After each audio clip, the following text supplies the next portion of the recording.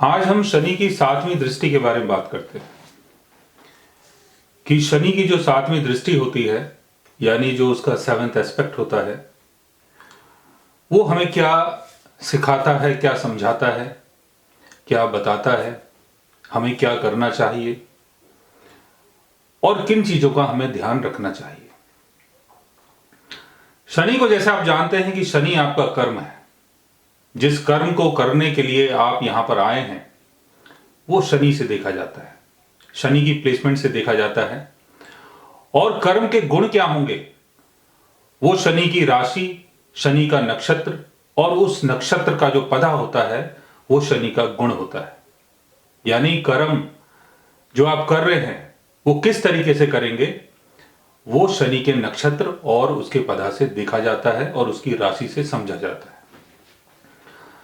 कई बार यह होता है कि हम अपना कर्म तो करते हैं लेकिन हम दूसरी चीजों को भूल जाते हैं। जैसे कोई क्रिएटिव पर्सन जब भी कोई नई चीज क्रिएट करता है तो वो समाज से कट जाता है।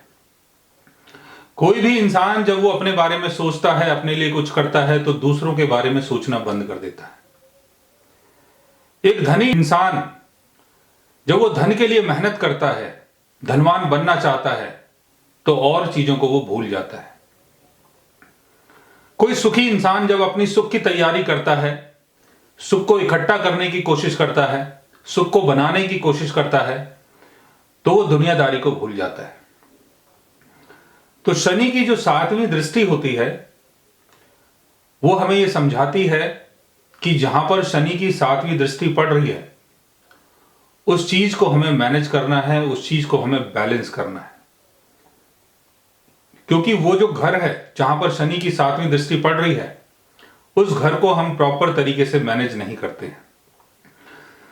शनि की अगर 7वीं दृष्टि आपके पहले घर में पड़ती है यानी लगन में पड़ती है तो इसका मतलब यह हुआ कि आपको अपने व्यक्तित्व को बैलेंस करना है, आपको अपने शरीर को बैलेंस करना है। क्योंकि आपका जो ध्यान है वो आपके शरीर की तरफ नहीं है, आपका ध्यान आपके व्यक्तित्व की तरफ नहीं है। अगर शनि की 7वीं दृष्टि आपके लगन में पड़ती है तो शनि की प्लेसमेंट आपके 7th हाउस में होगी। सारा फोकस आप 7th हाउस की तरफ रखेंगे और 1st हाउस को भूल जाएंगे। इसलिए 1st हाउस को मैनेज करना बहुत जरूरी है। शनि की अगर 7th दृष्टि आपके 2nd हाउस में पड़ती है तो इसका मतलब यह हुआ कि जो भी आपका पैसा है, जो भी आपकी पारिवारिक वैल्यू है और जो भी आपकी वाणी है उसके अंदर संतुलन लेके आए, उसको संतुलित करें। अपने परिवार की वैल्यू को समझें, अपनी सेविंग्स को समझें। क्योंकि अष्टम भाव में बैठा हुआ शनि आपको निगुण विद्याओं की तरफ आकर्षित करता है और आप किसी न किसी रिसर्च में लग जाते हैं और उसके चक्कर में आप 2nd हाउस को भूल जाते हैं। तीसरे घर में अगर शनि की दृष्टि पड़ती है यानी शनि अगर आपके 9वें भाव में होता है तो वो आपके तीसरे घर को देखेगा अपनी 7वीं दृष्टि से। तो जो भी आपका स्किल है या जो लोग आपके साथ काम करते हैं उन लोगों को आप मैनेज करें।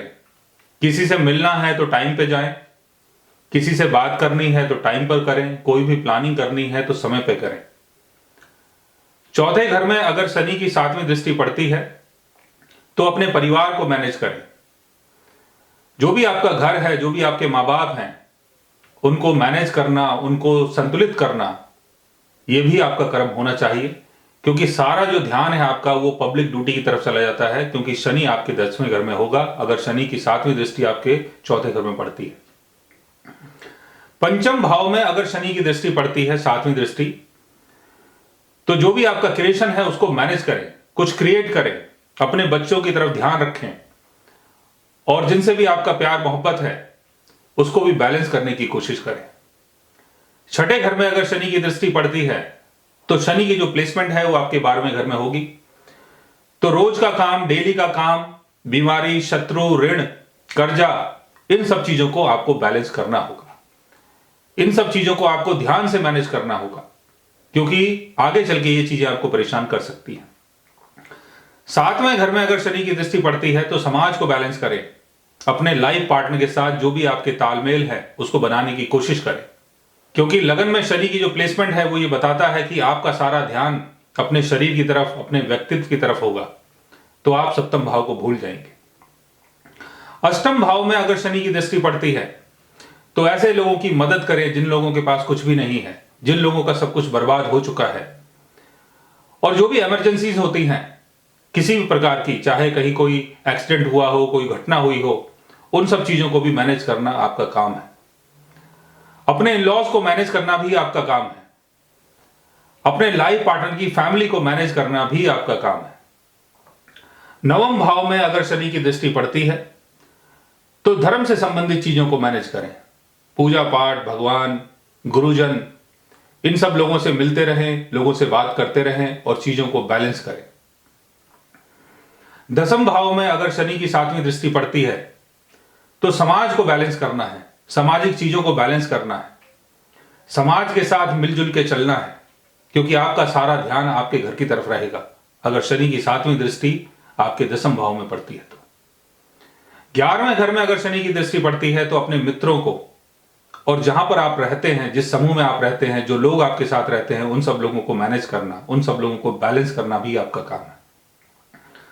12वें घर में अगर शनि की दृष्टि पड़ती है तो आध्यात्म की चीजों को बैलेंस करना, आध्यात्मिक चीजों को समझना, और जो भी आपके पितृगण हैं उनकी जो भी चीजें हो सकती हैं, चाहे वो कोई पूजा पाठ हो, चाहे कोई वो मुक्ति का साधन हो, चाहे पिंडदान हो, उन सब चीजों को मैनेज करना भी आपका कर्म है ताकि उनको मुक्ति मिल सके और नया जीवन मिल सके।